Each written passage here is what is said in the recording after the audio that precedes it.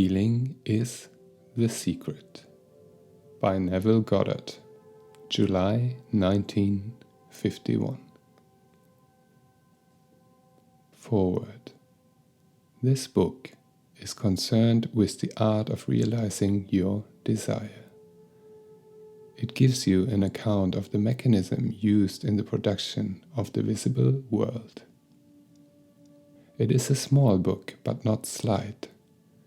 There is a treasure in it, a clearly defined road to the realization of your dreams. Were it possible to carry conviction to another by means of reasoned arguments and detailed instances, this book would be many times its size. It is seldom possible, however, to do so by means of written statements or arguments, since to the suspended judgment it always seems plausible to say that the author was dishonest or deluded, and therefore his evidence was tainted. Consequently, I have purposely omitted all arguments and testimonials, and simply challenged the open-minded reader to practice the law of consciousness as revealed in this book. Personal success will prove far more convincing than all the books that could be written on the subject. Neville. Chapter 1. Law and its operation. The world and all within it is man's conditioned consciousness objectified. Consciousness is the cause as well as the substance of the entire world. So it is to consciousness that we must turn if we would discover the secret of creation. Knowledge of the law of consciousness and the method operating this law will enable you to accomplish all you desire in life.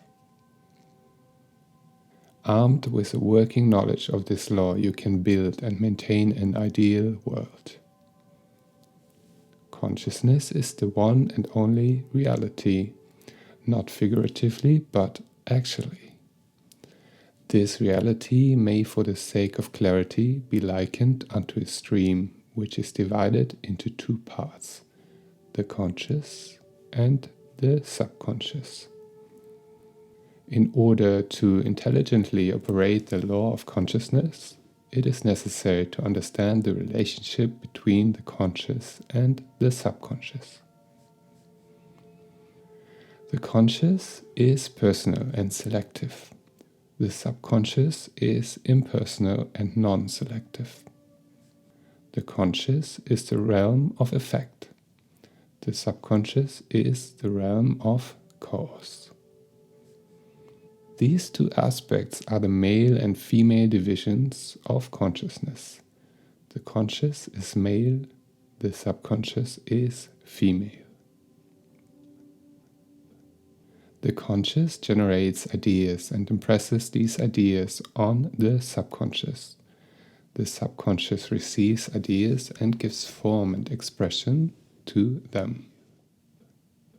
By this law, first conceiving an idea and then impressing the idea conceived on the subconscious, all things evolve out of consciousness.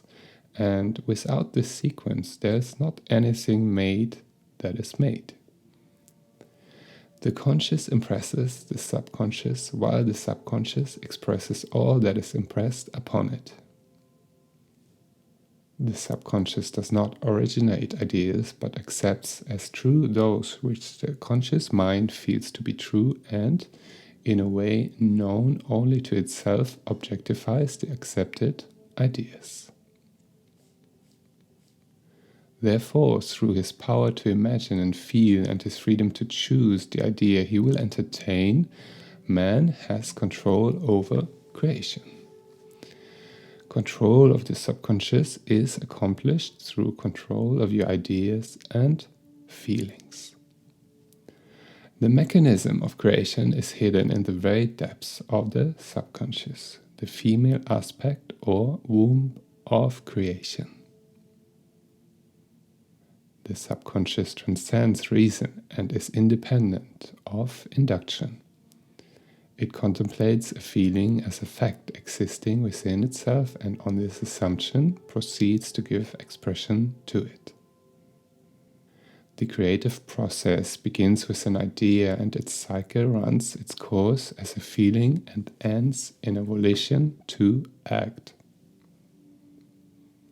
Ideas are impressed on the subconscious through the medium of feeling. No idea can be impressed on the subconscious until it is felt. But once felt, be it good, bad, or indifferent, it must be expressed. Feeling is the one and only medium through which ideas are conveyed to the subconscious.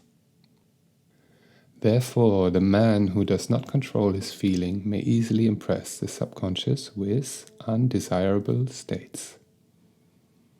By control of feeling is not meant restraint or suppression of your feeling, but rather the disciplining of self to imagine and entertain only such feeling as contributes to your happiness.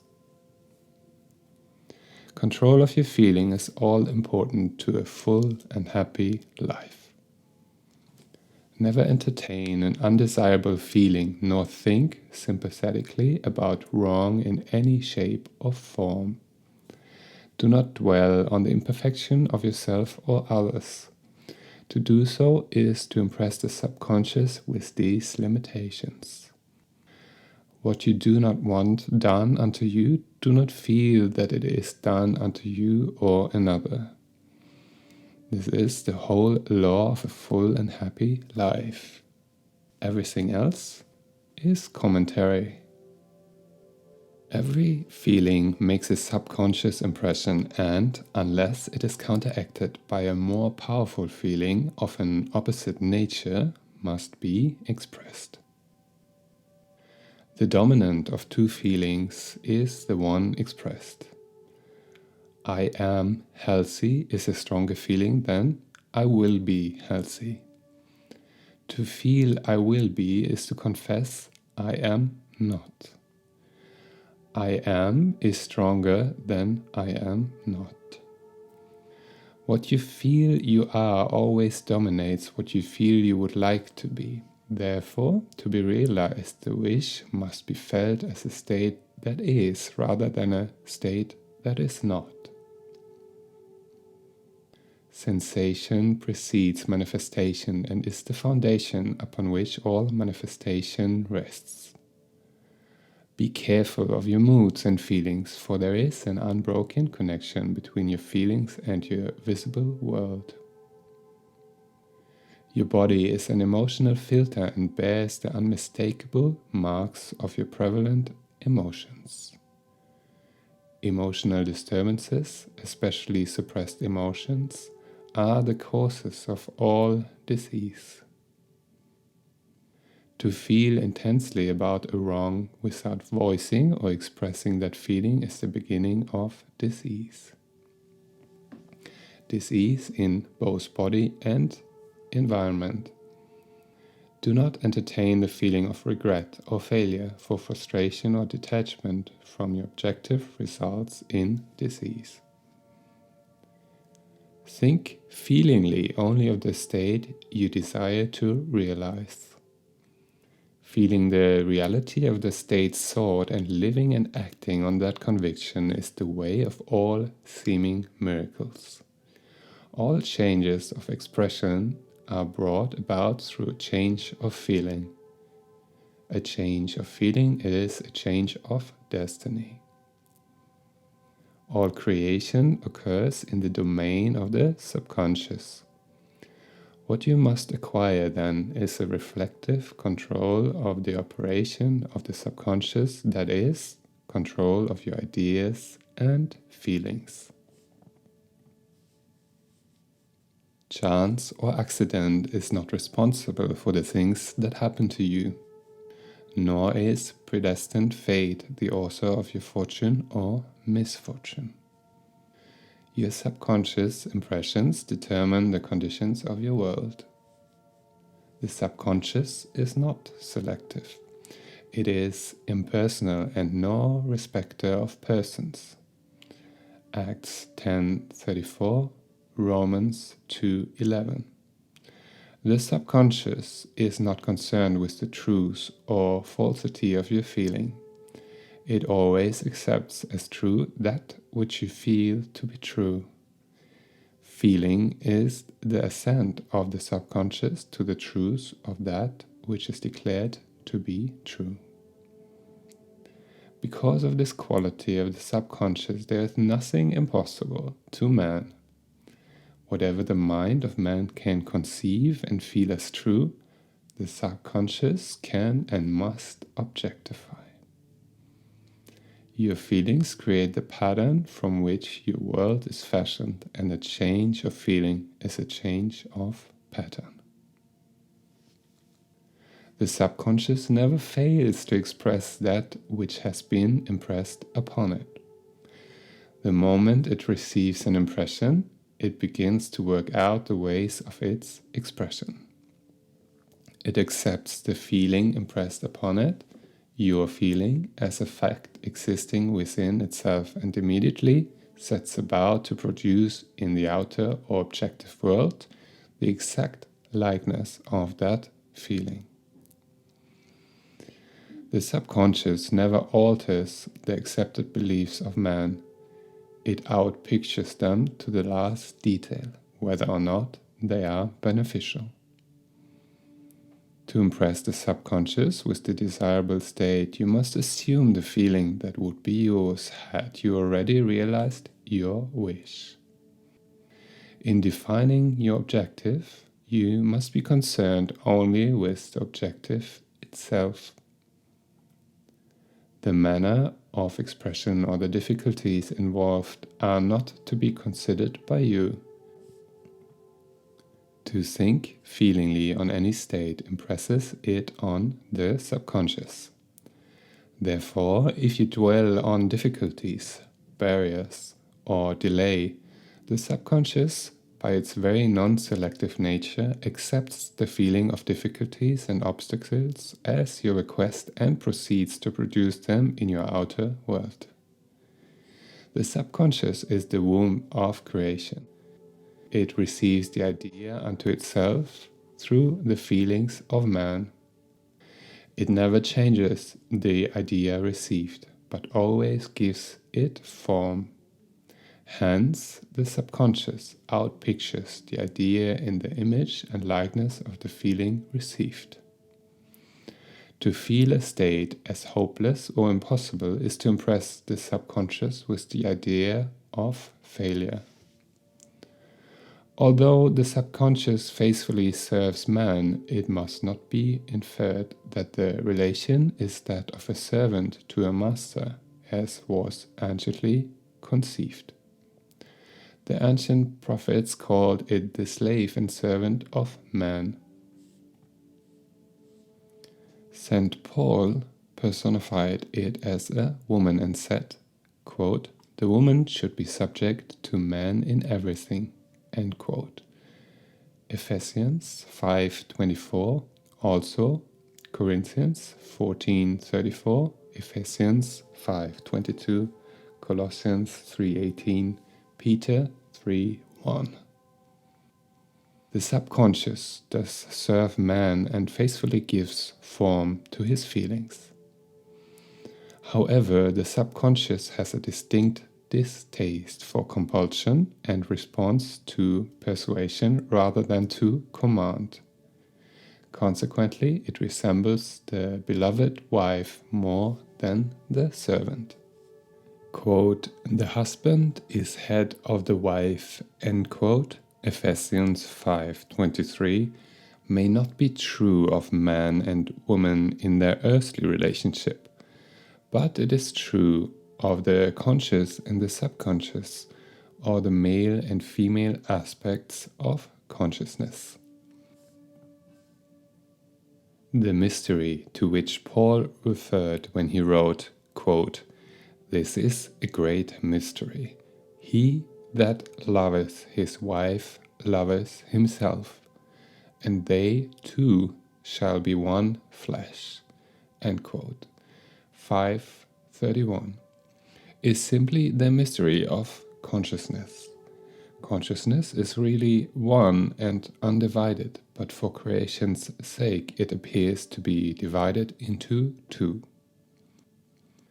The consciousness, objective or male aspect, truly is the head and dominates the subconscious, subjective or female aspect.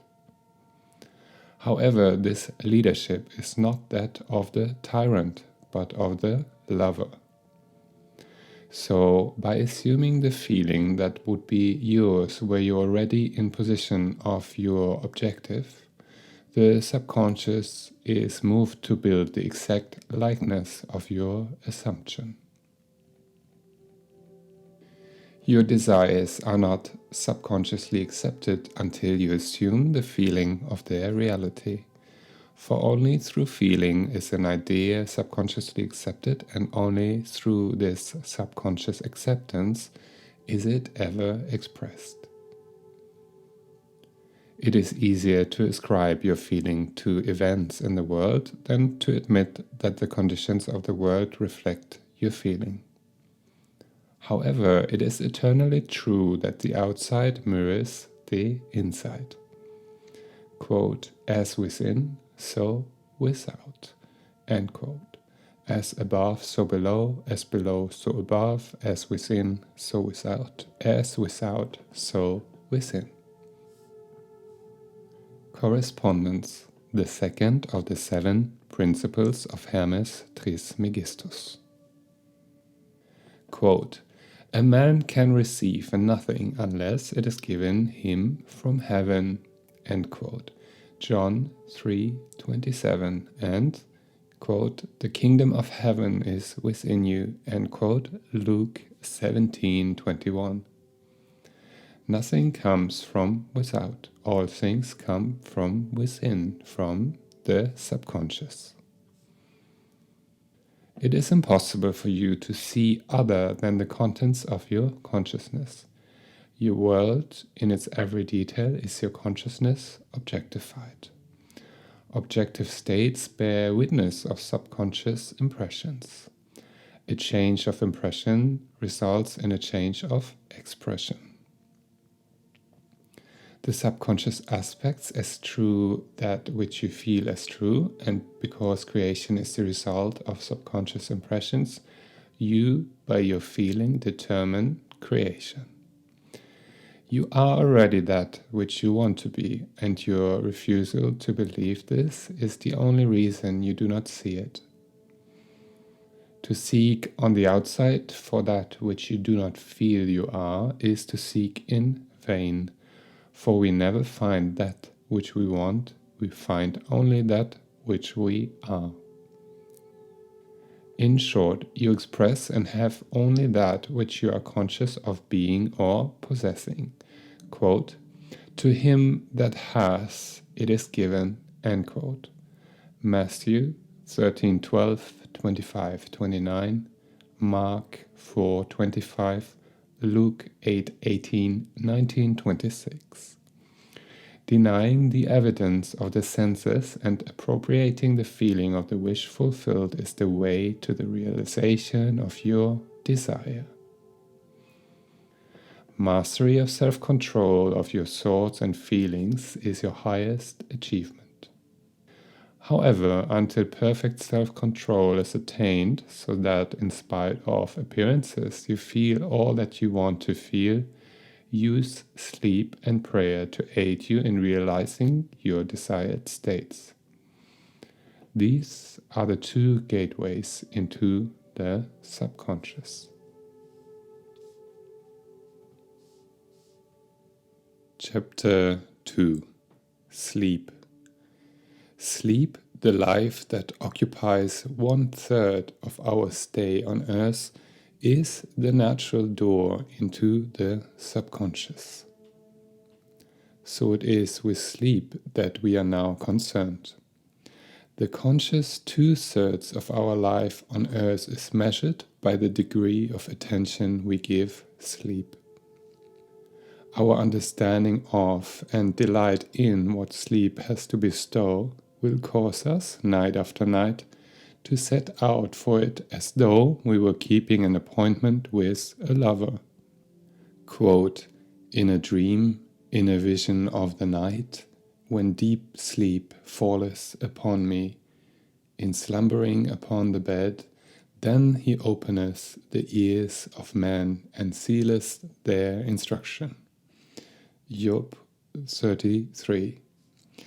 It is in sleep and in prayer, a state akin to sleep, that man enters the subconscious to make his impressions and receive his instructions. In these states, the conscious and subconscious are creatively joined.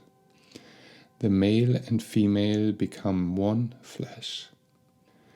Sleep is the time when the male or conscious mind turns from the world of sense to seek its lover or subconscious self. The subconscious, unlike the woman of the world who marries her husband to change him, has no desire to change the conscious waking state, but loves it as it is and faithfully reproduces its likeness in the outer world of form. The conditions and events of your life are your children, formed from the molds of your subconscious impressions in sleep. They are made in the image and likeness of your innermost feeling, that they may reveal you to yourself. Quote, "As in heaven, so on earth," end quote. Matthew 6:10, Luke 11:2. As in the subconscious, so on earth. Whatever you have in consciousness as you go to sleep is the measure of your expression in the waking 2/3 of your life on earth. Nothing stops you from realizing your objective save your failure to feel that you are already that which you wish to be, or that you are already in possession of the thing sought. Your subconscious gives form to your desires only when you feel your wish fulfilled. The unconsciousness of sleep is the normal state of the subconscious. Because all things come from within yourself and your conception of yourself determines that which comes, you should always feel the wish fulfilled before you drop off to sleep. You never draw out of the deep of yourself that which you want. You always draw that which you are, and you are that which you feel yourself to be, as well as that which you feel as true of others.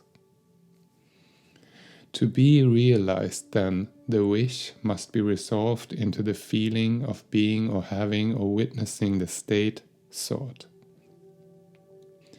This is accomplished by assuming the feeling of the wish fulfilled. The feeling which comes in response to the question, "How would I feel were my wish realized?" is the feeling which should monopolize and immobilize your attention as you relax into sleep. You must be in the consciousness of being or having that which you want to be or to have before you drop off to sleep. Once asleep, man has no freedom of choice. His entire slumber is dominated by his last waking concept of self. It follows, therefore, that he should always assume the feeling of accomplishment and satisfaction before he retires in sleep. Quote, "Come before me with singing and thanksgiving," end quote. Psalm 95:2. Quote, "Enter into his gates with thanksgiving and into his courts with praise." End quote. Psalm 104. Your mood prior to sleep defines your state of consciousness as you enter into the presence of your everlasting lover, the subconscious. She sees you exactly as you feel yourself to be. If, as you prepare for sleep, you assume and maintain the consciousness of success by feeling, I am successful, you must be successful. Lie flat on your back with your head on a level with your body. Feel as you would were you in possession of your wish and quietly relax into unconsciousness. Quote, He that keepeth Israel shall neither slumber nor sleep. End quote. Psalm 121:4. Nevertheless, quote, He giveth his beloved sleep. End quote. Psalm 127:2. The subconscious never sleeps. Sleep is the door through which the conscious, waking mind passes to be creatively joined to the subconscious. Sleep conceals the creative act, while the objective word reveals it. In sleep, man impresses the subconscious mind with his conception of himself. What more beautiful description of this romance of the conscious and subconscious is there than that told in the Song of Solomon? Quote, By night on my bed I sought him whom my soul loveth. 3:1. I found him whom my soul loveth. I held him and I not let him go until I had brought him into my mother's house and into the chamber of her that conceived me. End quote. 3:4. Preparing to sleep, you feel yourself into the state of the answered wish and then relax into unconsciousness. Your realized wish is he whom you seek. By night, on your bed, you seek the feeling of the wish fulfilled, that you may take it with you into the chamber of her that conceived you, into sleep or the subconscious which gave you form, that this wish also may be given expression. This is the way to discover and conduct your wishes into the subconscious. Feel yourself in the state of the realized wish and quietly drop off to sleep. Night after night, you should assume the feeling of being, having, and witnessing that which you seek to be, possess, and see manifested. Never go to sleep feeling discouraged or dissatisfied. Never sleep in the consciousness of failure. Your subconscious, whose natural state is sleep, sees you as you believe yourself to be, and whether it be good, bad, or indifferent, the subconscious will faithfully embody your belief. As you feel, so do you impress her, and she, the perfect lover, gives form to these impressions and outpictures them as the children of her beloved. Quote, Thou art all fair, my love, there is no spot in thee. End quote. Song of Solomon 4:7 is the attitude of mind to adopt before dropping off to sleep. Disregard appearances and feel that things are as you wish them to be. For, quote, He calleth things that are not seen as though they were, and the unseen becomes seen. End quote. Romans 4:17. To assume the feeling of satisfaction is to call conditions into being which will mirror satisfaction. Signs follow, they do not precede. Proof that you are will follow the consciousness that you are. It will not precede it. You are an eternal dreamer dreaming non-eternal dreams. Your dreams take form as you assume the feeling of their reality. Do not limit yourself to the past. Knowing that nothing is impossible to consciousness, begin to imagine states beyond the experiences of the past. Whatever the mind of man can imagine, man can realize. All objective, visible states were first subjective, invisible states, and you called them into the visible by assuming the feeling of their reality. The creative process is first imagining and then believing the state imagined. Always imagine and expect the best. The world cannot change until you change your conception of it. As within, so without. Nations, as well as people, are only what you believe them to be. No matter what the problem is, no matter where it is, no matter whom it concerns, you have no one to change but yourself. And you have neither opponent nor helper in bringing about the change within yourself. You have nothing to do but convince yourself of the truth of that which you desire to see manifested. As soon as you succeed in convincing yourself of the reality of the state sought, results follow to confirm your fixed belief. You never suggest to another the state which you desire to see him express. Instead, you convince yourself that he is already that which you desire him to be. Realization of your wish is accomplished by assuming the feeling of the wish fulfilled. You cannot fail unless you fail to convince yourself of the reality of your wish. A change of belief is confirmed by a change of expression.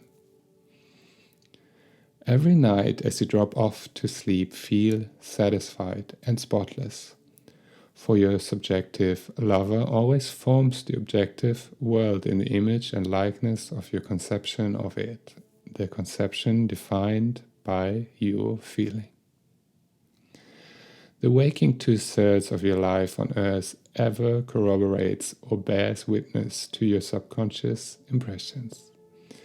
The actions and events of the day are effects.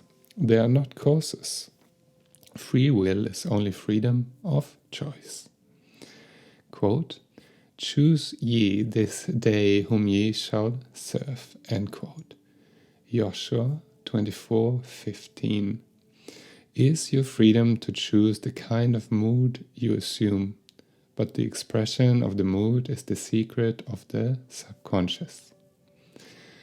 The subconscious receives impressions only through the feelings of man and, in a way known only to itself, gives these impressions form and expression. The actions of man are determined by his subconscious impressions. His illusion of free will, his belief in freedom of action, is but ignorance of the causes which make him act. He thinks himself free because he has forgotten the link between himself and the event. Man awake is under compulsion to express his subconscious impressions. If in the past he unwisely impressed himself, then let him begin to change his thought and feeling, for only as he does so will he change his world. Do not waste one moment in regret, for to think feelingly of the mistakes of the past is to reinfect yourself. Quote, "Let the dead bury the dead." End quote. Matthew 8:22, Luke 9:60. Turn from appearances and assume the feeling that would be yours were you already the one you wish to be. Feeling a state produces that state. The part you play on the world's stage is determined by your conception of yourself. By feeling your wish fulfilled and quietly relaxing into sleep, you cast yourself in a star role to be played on earth tomorrow, and, while asleep, you are rehearsed and instructed in your part. The acceptance of the end automatically wills the means of realization. Make no mistake about this. If, as you prepare for sleep, you do not consciously feel yourself into the state of the answered wish, then you will take with you into the chamber of her who conceived you the sum total of the reactions and feelings of the waking day. And while asleep, you will be instructed in the manner in which they will be expressed tomorrow. You will rise believing that you are a free agent, not realizing that every action and event of the day is predetermined by your concept of self as you fell asleep. Your only freedom, then, is your freedom of reaction. You are free to choose how you feel and react to the day's drama, but the drama, the actions, events, and circumstances of the day have already been determined. Unless you consciously and purposely define the attitude of mind with which you go to sleep, you unconsciously go to sleep in the composite attitude of mind made up of all feelings and reactions of the day. Every reaction makes a subconscious impression, and unless counteracted by an opposite and more dominant feeling, is the cause of future action. Ideas enveloped in feeling are creative actions. Use your divine right wisely. Through your ability to think and feel, you have a dominion over all creation. While you are awake, you are a gardener selecting seed for your garden, but, quote, except a corn of wheat fall into the ground and die, it abideth alone, but if it die, it bringeth forth much fruit. End quote. John 12:24.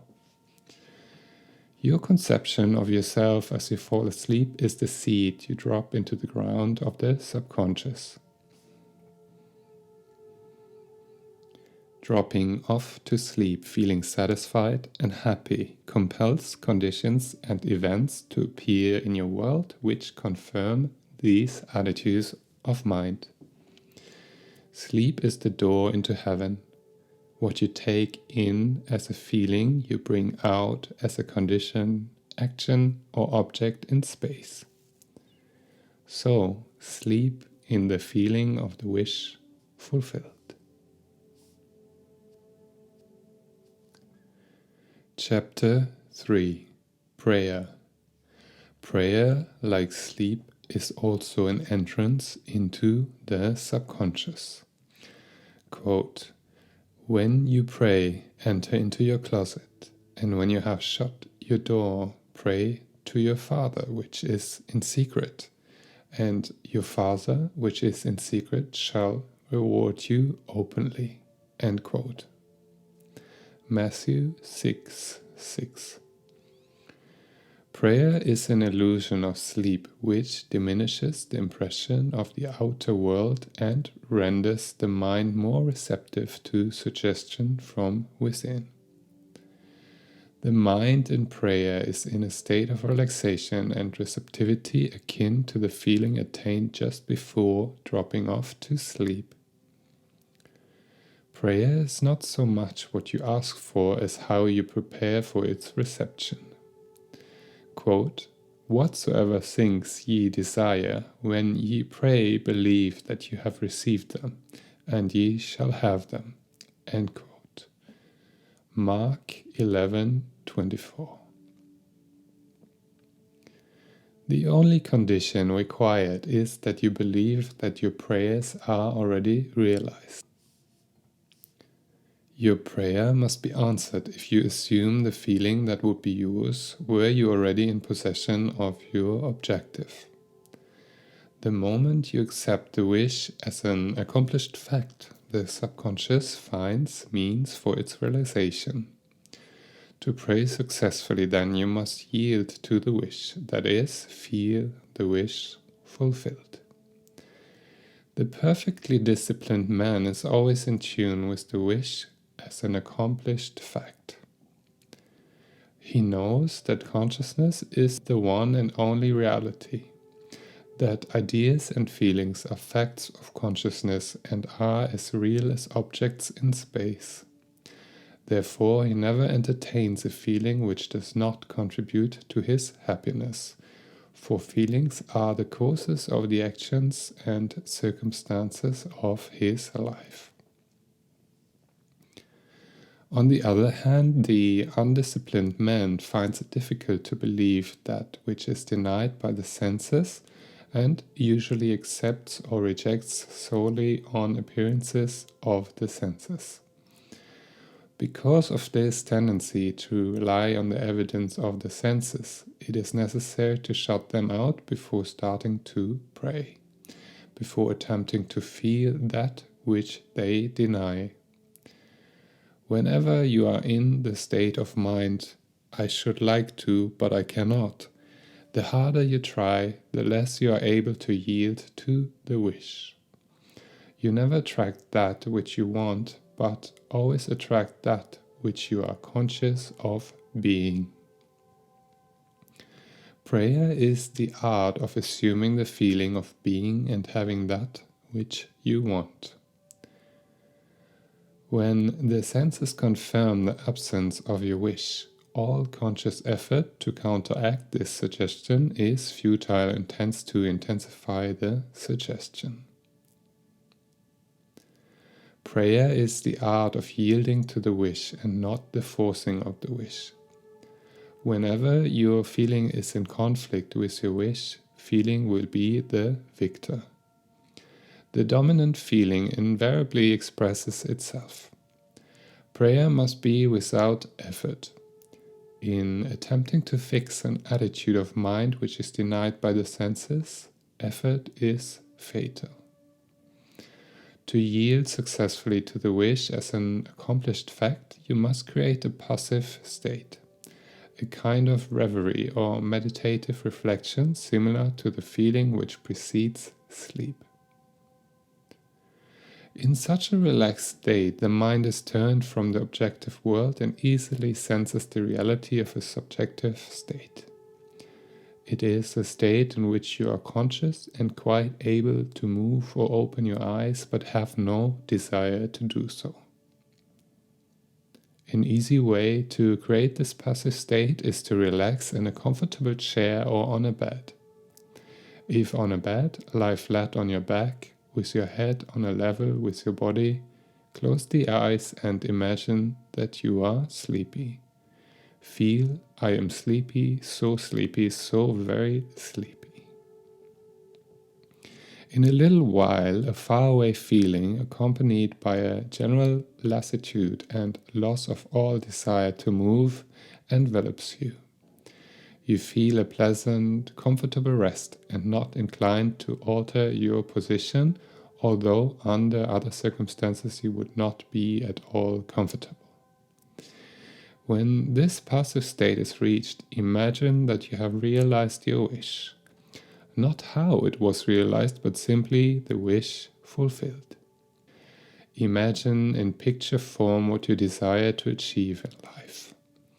Then feel yourself as having already achieved it. Thoughts produce tiny little speech movements which may be heard in the passive state of prayer as pronouncements from without. However, this degree of passivity is not essential to the realization of your prayers. All that is necessary is to create a passive state and feel the wish fulfilled. All you can possibly need or desire is already yours. You need no helper to give it to you. It is yours now. Call your desires into being by imagining and feeling your wish fulfilled. As the end is accepted, you become totally indifferent as to possible failure, for acceptance of the end wills the means to that end. When you emerge from the moment of prayer, it is as though you were shown the happy and successful end of a play, although you were not shown how that end was achieved. However, having witnessed the end, regardless of any anticlimactic sequence, you may remain calm and secure in the knowledge that the end has been perfectly defined. Chapter 4. Feeling.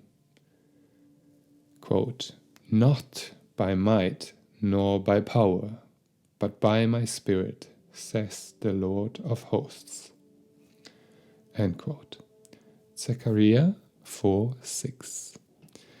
Get into the spirit of the state desired by assuming the feeling that would be yours where you're already the one you want to be.